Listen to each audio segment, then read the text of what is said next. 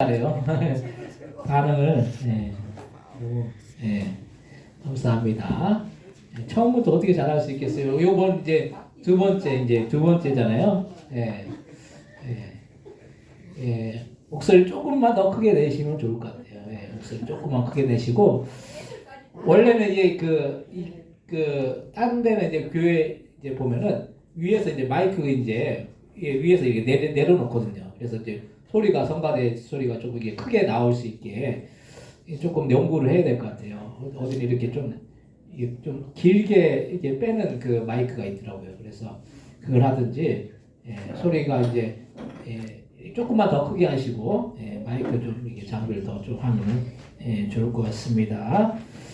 오늘 주일날 예배 오신 여러분들에게 하나님의 크신 은혜와 크신 사랑과 크신 축복이 함께 하시기를 주님의 이름으로 간절히 축원드립니다. 옆에 뒤에 분들 보시면서 인사하실 때 반갑습니다. 잘 오셨습니다. 인사하시기 바랍니다. 반갑습니다. 잘 오셨습니다.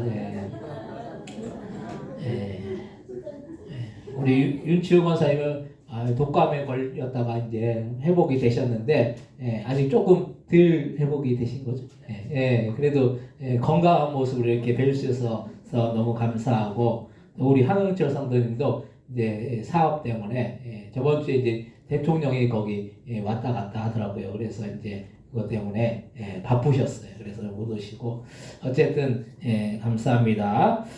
우리가 우리 오용희 성도님, 우리 그 남편 할아버지가 여기 이제 차를 딱 태워 이렇게 딱 들어오시거든요. 들어오시면 그냥 이렇게 같이 들어오시면 되는데, 차를 싹 빼고 이제 내려다 드리고 내려주시고 이게 싹 가세요.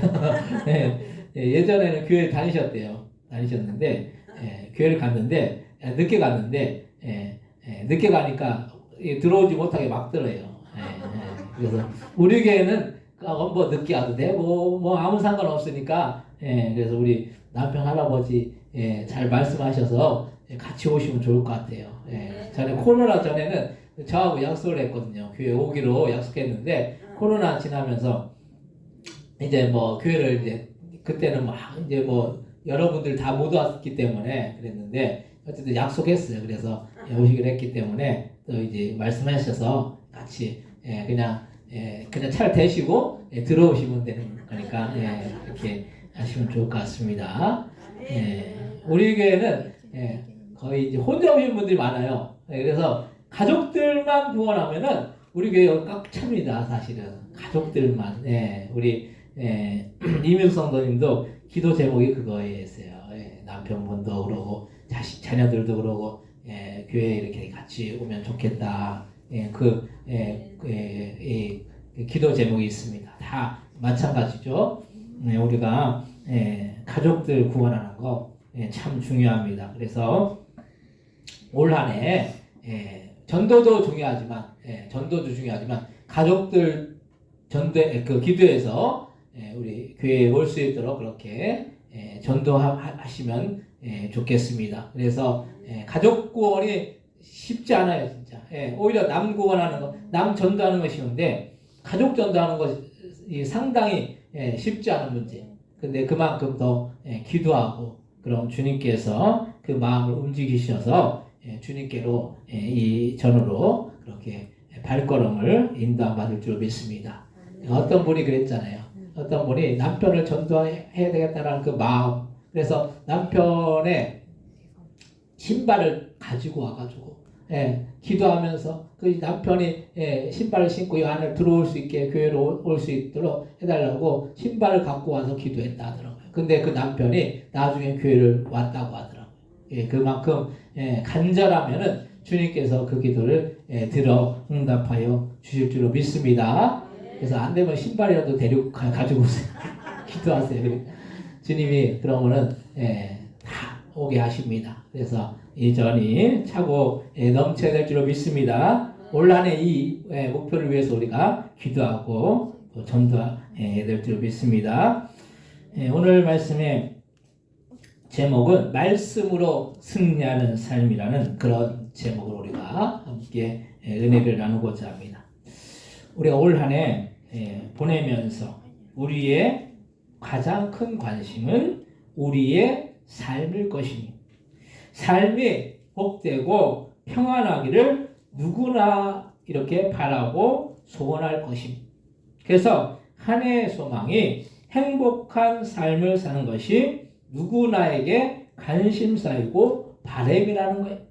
그러면 우리가 이런 행복한 한 해를 보내기를 원한다면 우리는 어떻게 해야 할 것입니까? 우리는 무엇보다도 우리의 인생을 움직이고 우리의 인생을 주관하시는 이 주님을 바라봐야 된다는 거예요. 우리는 주님의 자녀이기 때문에 주님이 우리를 보실 때 우리가 잘 되기를 원하시지 우리가 잘못되기를 원하시지 않는다는 그런 말씀이. 주님은 우리가 잘 되기를 원하세요. 잘못되기를 원하시는 주님이 우리가 잘못되기를 원하시지 않는다라는 그런 말씀이. 주님은 인격적인 분이시기 때문에 억지로 우리에게 하라고 하시는 것보다는 우리에게 어떤 길을 제시하시고 그 길을 따라서 말씀에 순종하기를 원하신다는 그런 말씀. 이스라엘 백성들이 애굽 땅에서 나와서 모세가 이스라엘 백성들을 이끌고 광야로 가면서도 주님은 이스라엘 백성들이 바른 길로 가기를 원하셨고 또 그러한 길을 말씀을 통해서 여러 번 말씀하셨지만 믿음이 약했던 이스라엘 백성들은 가나안 땅 앞에서도 가나안의 장대한 사람들을 보고 두려워하면서 가나안 땅에 들어가기를 주저하고 그렇게 두려움 속에서 그렇게 가나안 땅을 들어가지 못했어. 근데 그런 가운데서도 이 여호수아와 갈렙만은 가나안 땅을 주님이 예비하신 젖과 꿀이 흐르는 그런 땅이라고 믿고 가나안을 이스라엘 백성들에게 주셨다라고 말하면서 믿음으로 이 가나안 땅을 들어가자라고 담대하게 말을 했다라는 그런 말씀. 이런 믿음이 있었기 때문에 다른 출애굽에서 나온 이 이스라엘 백성들은 들어가지 못하고 광야에서 태어난 이 이스라엘 백성들과 오직 여호수아와 갈렙만이 믿음으로 이 가나안 땅을 들어갈 수가 있었다라는 말씀입니다.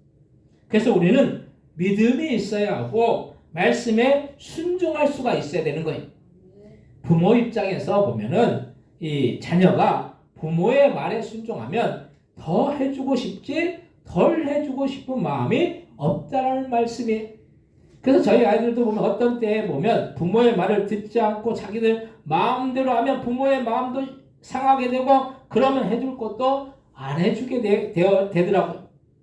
주님이 우리를 보실 때에도 우리가 믿음으로 순종하고 주님을 바라보면 주님은 우리에게 해주시고 싶은 것이 많다라는 사실이에요.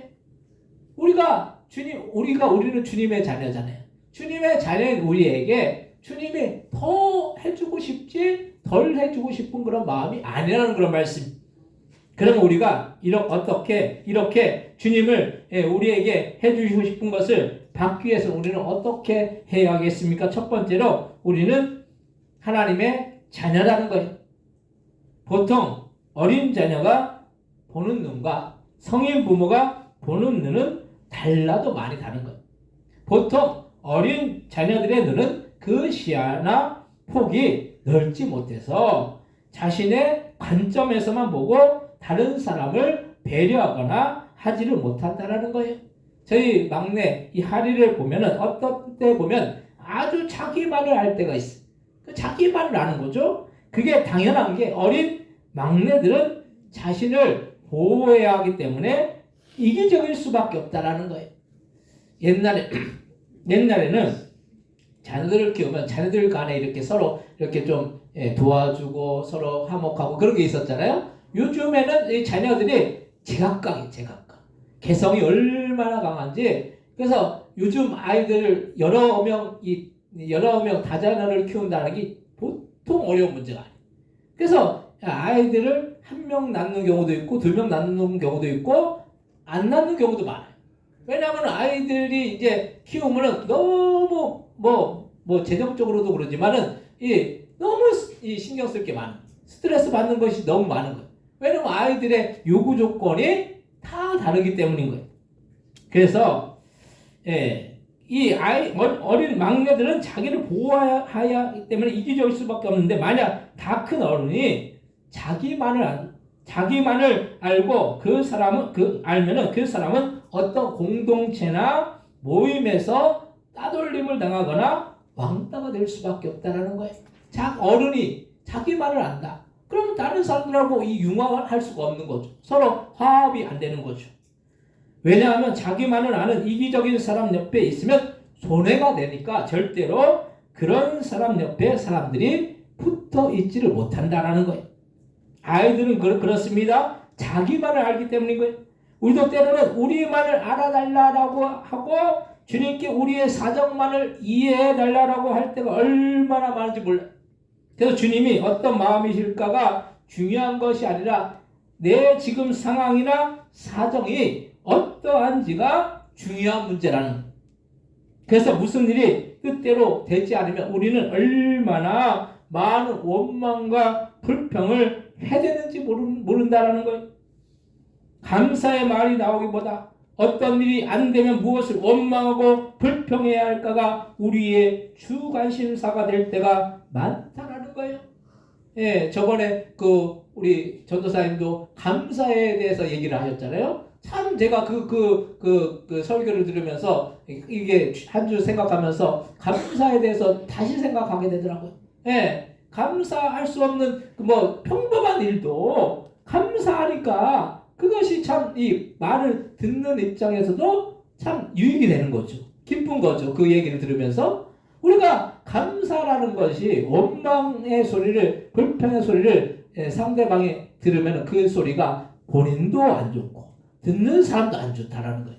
근데 감사의 말을 하면은 듣는 사람도 좋고 본인도 좋은 거예요. 그래서 우리가 감사한다라는 그 말을 우리가 습관적으로 우리가 해야 된다라는 거예요. 감사할 수 없는 조건 가운데 감사하면은 감사할 수 없는 조건이 감사로 변화되는 거예요. 근데 감사할 수 있는 상황 속에서도 그냥 습관적으로 이렇게 감사해, 이거 그냥 당연한 거지, 이렇게 하면은 안 되는 거예요. 그래서 우리가 주님이 우리를 보실 때 우리가 얼마나 주님 앞에서 보면 허물 많고 또 부족한 인간인지, 주님이 우리를 보면 참 불평하고 원망할 일들이 너무나도 많을 거예요. 주님이 우리를 보실 때 거꾸로 우리가 생각해 보시면, 주님이 우리를 보실 때 우리를 보면 참 불평스럽고 원망스러울 거예요. 왜냐하면 우리가 주님의 그 요구 조건에 맞추지를 못한다라는 거예요. 그런데도 주님은 우리에게 원망이나 불평이나 하지 않으시고 우리를 사랑으로 바라보고 계시다라는 사실이, 그게 누구의 마음입니까? 부모의 마음이라는 거예요. 부모는 자녀가 좀 잘 못해도 그냥 덮어주고 사랑해주고 이해해주는 게 이게 부모의 모습인 거예요. 근데 주님도 우리를 보실 때 우리가 부족하고 연약하고 참 만족이 안 되는 그런 상황 속에서도 주님이 우리를 보실 때 우리를 품어주시고 사랑해 주신다는 거예요. 부모는 자녀가 부모에게 잘못되게 하더라도 그것을 덮고 나가는 것이 부모의 모습입니다. 그 부모는 마음이 넓지 못하면 부모하기가 쉽지 않다는 거예요. 부모는 더 이해되고 더 품어줘야 되는 거예요. 자녀와 똑같이 대응하면은 절대로 부모의 역할을 할 수가 없는 거예요. 그래서 부모는 마음이 넓지 못한 부모하기가 쉽지 않은 것입니다. 제가 목회를 하면서 목자의 마음, 부모의 마음이 얼마나 쉽지 않은지 경험을 하게 됩니다. 하지만 목자의 마음도 부모의 마음도 사랑으로 감싸고 사랑으로 이해하면 어려운 일이 아니라는 거예요. 사랑하면 되는 거예요. 그냥 사랑하지 못하기 때문에 목자의 마음도 어렵고 부모의 마음도 어려운 거예요. 주님은 우리를 이해하시고 우리가 어떻게든 잘 되기를 원하신다는 이 사실을 기억하시고, 주님이 우리를 힘들게 하시는 것도 아니고 더 좋은 길로, 더 복된 길로, 더 선한 길로 인도하신다는 사실을 기억하시며 날마다 주님께 감사하며 주님의 뜻을 구하시는 여러분들 다 되시기를 바랍니다. 오늘 보면 베드로전서 2장 1절에서 3절 말씀 한번 같이 한번 읽겠습니다. 그러므로 모든 악독과 모든 기만과 외식과 시기와 말을 버리고 갓난아이들 같이 순전하고 신령한 젖을 삼아라. 이는 그로 말미암아 너희를 구원에 이르도록 자라게 하려 함이라. 너희가 주의 인자하심을 맛보았으면 그리하라. 아멘. 그래서 우리는 주님 앞에서 보면 갓난아이와 같죠. 갓난아이는 순전하고 신령한 것을 사모하기 때문에 우리도 갓난아이와 같이 순전하고 신령하기를 원하며 나아가면 우리가 주님의 인도하신 가운데 나아가서 주님의 사랑을 우리가 크게 받을 줄로 믿으시기 바랍니다. 두 번째로 하나님은 우리에게 그 말씀을 따르기를 원하신다는 거예요. 자녀가 부모의 말을 따르는 것이 때로는 이해가 되지 않을 때가 있어. 요즘에는 이 세대 차이가 많이 있어서 세대마다 생각이 들리고 의견이 달라서 세대마다 생각하는 것이나 중요하게 여기는 것이 다 다르다는 사실이에요. 자녀의 입장이 있고 부모의 입장이 있죠. 근데 자녀나 부모나 서로의 입장이 다르더라도 부모의 생각은 자녀보다 더 큰 것을 우리가 볼 때가 많아요. 왜냐하면 세판을 맞으면서 인생을 살아봤으니까 부모의 입장에서는 자녀를 보호하려고 더 좋은 길을 제시하려고 한다는 거예요. 그런데 자녀들은 그런 것을 겪지 않았으니까 당장 앞만 바라보고 당장의 유익만을 생각한다는 거예요. 그래서 요즘 사람들은 뭐든지 빨리 해결되는 것이 좋다라고 생각합니다. 빠른 것이 무엇인지 좋은 것이 아닌 것이 빨리 지어진 집은 부실공사가 생겨서 결국에는 어떻게 됩니까? 쉽게 무너지게 되어 있다는 것. 그래서 요즘 사람들 뭐든지 빨리 해결된다는 것이 좋다라고 하지만은 물론 뭐 요즘에는 뭐 조립식으로 뭐 지으면 금방 한 달 만에 그렇게 뭐 집을 짓기도 하지만 조립식이 벽돌집 같이 튼튼하거나 할 수가 없다라는 거예요. 조립식은 그냥 뼈대 세우고 그냥 갖다 붙이고 그냥 지붕 이렇게 붙이고 그러면 끝나는 거예요. 금방 지어지는 거죠. 근데 벽돌집은 어떻게 해야 됩니까? 하나하나 쌓아요. 하나하나. 그러니까 벽돌집은 오래 걸리는 거예요. 벽돌집. 옛날 집 지으면 오래 걸렸죠. 근데 요즘은 금방 지어요. 그래서 우리가 주님이 우리에게 말씀하시는 것 때로는 이렇게 시간이 걸리고 천천히 되는 일도 많이 있을 수가 있습니다. 그렇다고 주님이 우리가 잘못되라고 그렇게 우리에게 하시지는 않는다는 사실. 근데 많은 순간 우리는 그 주님의 뜻과 계획을 헤아리지 못하고 내 멋대로 내 뜻대로 하다가 이를 오히려 망칠 때가 얼마나 많은지 몰라요. 그래서 우리는 어떤 일을 하더라도 기도하면서 해야 된다는 거예요. 어떤 일을 우리가 진행해 나가면서 기도가 빠지면 안 되는 거예요. 항상 기도해야 되는 거죠. 우리가 기도의 삶을 살아나가야 된다는 거예요. 우리 교회가 참 안타까운 부분이 새벽에 기도하시는 분들이 그렇게 많죠. 그리고 그래도 그나마 우리 저녁에 우리 유치원 권사님이 오셔서 기도를 하시거든요. 따님하고. 그러니까 기도가 자꾸 쌓여야 되는데 이게 기도가 쌓여야지 가정도 평안하고 교회도 부흥하고 또 인생도 평안할 수 있는 것인데 이 기도가 부족하다라는 거예요. 기도를 우리가 우리의 인생 속에서 이 기도가 빠지면은 우리의 삶에 어떤 이 힘이 없는 거예요. 동력이 없는 거예요. 그래서 우리는 어떠한 일을 하더라도 기도하면서 해야 할 줄로 믿습니다. 기도가 없으면 일을 그르치기 쉬운 거예요. 그만큼 기도의 능력이 크고 기도의 힘이 큰 것이 기도하면서 일을 진행하면 안 되는 일도 되게 되어 있고 불가능도 가능하게 되는 거예요. 그래서 부모의 입장에서 자녀가 뜻을 구하고 묵고하면 그것이 부모의 입장에서 마음이 좋아서 더 잘해줄 수가 있는 것이, 그렇지 않고 부모의 뜻을 거역하면 해주고 싶어도 해줄 수가 없는 거예요. 그래서 우리는 주님의 뜻을 헤아리고 그 뜻을 구하면서 우리의 삶을 인도해 주시기를 우리는 기도해야 할 줄로 믿습니다. 오늘 본문 베드로전서 2장 4절에서 8절 말씀 같이 한번 읽겠습니다.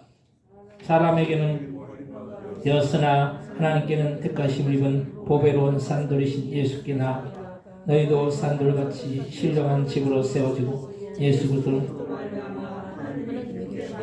신령한 거룩한 제사장이 될지 성경에 기록되었을 때 보라 내가 택한 보배로운 모통의 똘을 시온에 두노니 그를 믿는 자는 부끄러움을 당하지 그러므로 믿는 너에게는 보배이나 믿지 않은 버린 그 돌이 모퉁이의 머릿돌이 되고 또한 밀치는 돌과 걸려 넘어지게 하는 바위가 되게 하였느니라. 그들이 말씀을 순종하지 아니하므로 넘어지나니 이는 그들을 이렇게 정하신 것이라. 아멘. 예수님으로 말미암아 우리는 하나님이 기쁘게 받으실 신령한 제사장이 되는데 그 주님의 말씀을 따르면은 되는데 말씀에 따르지 않고 순종하지 않기 때문에 우리는 어떻게 됩니까? 넘어지고 쓰러진다라는 거예요. 우리는 다만 주님의 말씀에 순종하면 되는 줄로 믿으시기 바랍니다. 세 번째로 말씀대로 순종하면 승리하는 삶을 살 수가 있다는. 우리 아이들을 보면 제멋대로 하려고 하는 습성이 있어.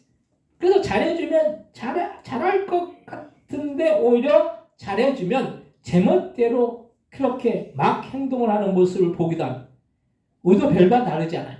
우리가 무엇인가 일이 잘 되거나 하면 우리는 우리가 잘나서 그렇게 되었다라는 착각을 해요.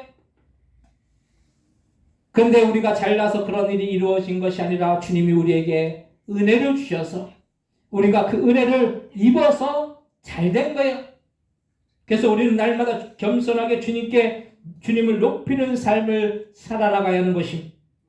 주님의 뜻을 거스르면 그게 유익하다라고 생각하지만 그렇게 잘못된 길로 가다가 주님이 매를 비춰서 매를 맞고 돌아오면 다행인데 그렇지 않고 영원히 돌이키지 않으면 그것은 영원한 형벌 가운데로 나아간다라는 거예요. 매를 맞고 돌아오면 그나마 다행이죠. 예수 믿는 대부분의 분들이 매 맞고 돌아온 분들 많아요. 하나님이 이거 안 되겠다. 이러다가 그냥 영원한 멸망 가운데 가겠구나. 그래서 매를 탁 드셔가지고 주님 앞에 오는 경우들이 의외로 많다라는 거예요. 근데 그렇게 매를 맞아서 오면 다행인데 그렇지 않고 그냥 멸망의 길로 가는 거예요. 그거 끝나는 거예요. 그건 뭐 방법이 없는 거예요. 그래서 부모 입장에서 자녀가 잘못을 뉘우치는 모습을 보면 그것이 마음에 좋은 것이죠. 그렇지 않고 끝까지 반항하면 방법이 없는 거예요. 주님도 우리에게 말씀대로 따르고 순종하라고 말씀하시는데 우리는 그런 주님의 말씀에는 관심도 없고 내 주장과 내 생각과 내 의견만을 내세운다라는 거예요. 주님의 뜻이 없는 말씀이 없는 내 견해나 내 생각이나 내 의견은 이 세상의 지식뿐이 더 크지 않다라는 거예요.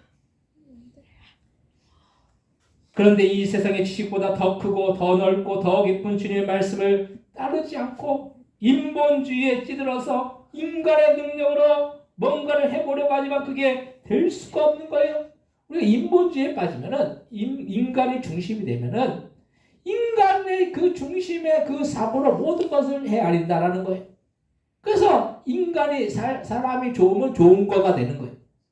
이게 모든 게 이제 지금 가치관이 많이 바뀌었죠. 예. 그래가지고 요즘에는 개 키우는 분들이 있을 수도 있는데, 개가 우상이 되는 게 개가. 사람보다 개가 더 우상이 되는 거예요. 이거 말이 되는 소리입니까? 이거 안 되는 거죠? 그래서 개고기도 이제 법적으로 이제 먹으면 이제 3년 후부터는 이제 처벌받는다고 하더라고요. 개는 어떤 그 동물이잖아요. 동물. 짐승이잖아요. 짐승의 가치를 사람의 그 가치로 높여놨어요. 지금 세상이.